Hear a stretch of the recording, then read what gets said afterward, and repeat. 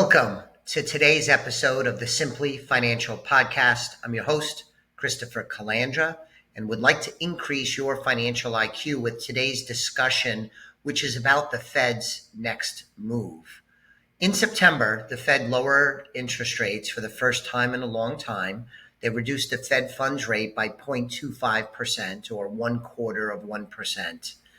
This was not a surprise at all. It was telegraphed by the Federal Reserve. The markets fully expected this, and they got what they wanted. I'll give you a quote. Chairman Jerome Powell said it was, quote, a risk management cut, close quotes. So the risk he's referring to is that we have a weakening labor market. Last September 2024, unemployment rate was at 4.1%. It's now at 4.3%. Not a big deal. That's a slight increase. The labor market, though, has shown signs of weakening, and that's caught the attention of the Federal Reserve. It's important to understand that the Federal Reserve has what's called the dual mandate. Number one of their mandate is to promote maximum employment. And the second of the dual mandates is to promote stable prices. Read that, manage inflation. So they have two jobs: maximize employment, keep inflation under control. Where we are today means the Federal Reserve, and it's often a difficult job anyway, is in a tricky position because the Federal Reserve is concerned about inflation, and inflation that's caused or might be caused by tariffs. Now, there's an open debate as to how much, if at all, tariffs will contribute to inflation moving forward, but it's certainly something that Jerome Powell and the Fed has explicitly said they're concerned about. Inflation right now is about 2.9%. That's as of August of 2025. It was 2.7% in July. So it's creeping upward slowly, but it's creeping upward. And inflation has been stubborn for a while now. So in the last 12 months, the monthly inflation number has bounced between 2.3 and 3%. It's not terrible. It's not alarming. It's not terribly destructive to the economy compared to where we were a few years ago when inflation peaked at over 9%. But the Federal Reserve's goal is to get inflation to 2%. And it's had a hard time getting there.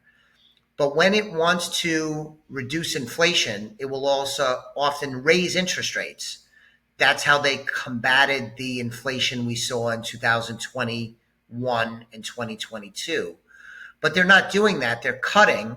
When you cut rates, you're trying to spur economic growth, and that often or should help the labor market. The thing is that the dual mandate are two separate problems, and trying to deal with one of them might complicate and make the other one worse. So they're trying to thread the needle. It's not easy, and that's not even to mention all the political talk about what the Federal Reserve should and shouldn't do. President Trump is very vocal, historically so. And I would say Chairman Powell, in my opinion, is more political himself than his predecessors. So the Federal Reserve is trying to thread a needle. They cut interest rates.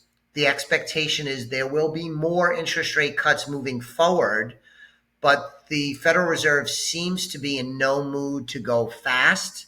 They're going to go slow, because neither of the two things they're working towards, managing inflation and keeping a healthy job market, are very problematic, but each of them seem to be going in the wrong direction. And the Federal Reserve, in my opinion, doesn't want either of them to get too out of whack. That is what burnt them and the country in 2021 and 2022, because they were way too slow to react to inflation and didn't act soon enough, and it became a pretty big problem. They don't want to do that this time, so they're being more cautious, watching things play out. But again, they're in a tricky position. The dual mandate is at odds with one another. So where the Fed's next move is, Probably another rate cut. My guess would be it'll be probably another one before the end of the year, but it would not surprise me at all if it spilled into 2026. Yes, I'm talking about 2026. How crazy is that? Time flies by. But then you would expect multiple rate cuts in 2026. But I wouldn't put much confidence in that, as there is way too much to play out still to have any confidence of what the Federal Reserve is going to be doing 12 months from now, let alone 3 months from now. But I think the next move they make is likely a cut over the next several months, and it'll probably be another modest 0.25% cut, or a 0.25% cut. That's what I think the market's expecting. Makes sense to me. And that's what the Fed's next move is going to be, I think. So thank you for listening to today's episode of the Simply Financial Podcast. I'll be back with you very soon with the next episode. In the meantime, please subscribe to the podcast, Simply Financial. I would appreciate that. And maybe you'd even be so kind as to recommend it to a friend or family member or coworker. That'd be awesome. Thanks again. I'll be back with you soon. The views expressed are not necessarily the opinion of Osaic Wealth, Inc., and should not be construed directly or indirectly as an offer to buy or sell any securities mentioned herein. Investing is subject to risks, including loss of principal invested. Past performance is not a guarantee of future results. No strategy can assure a profit nor protect against loss. Please note that individual situations can vary. Therefore, the information should be relied upon when coordinated with individual professional advice. Please note, the information being provided is strictly as a courtesy. When you link to any of the websites provided here, you are leaving this website. We make no representation as to the completeness or accuracy of information provided at these websites. Nor is the company liable for any direct or indirect technical or system issues, or any consequences arising out of your access to or your use of third-party technologies, websites, information, and programs made available through this website.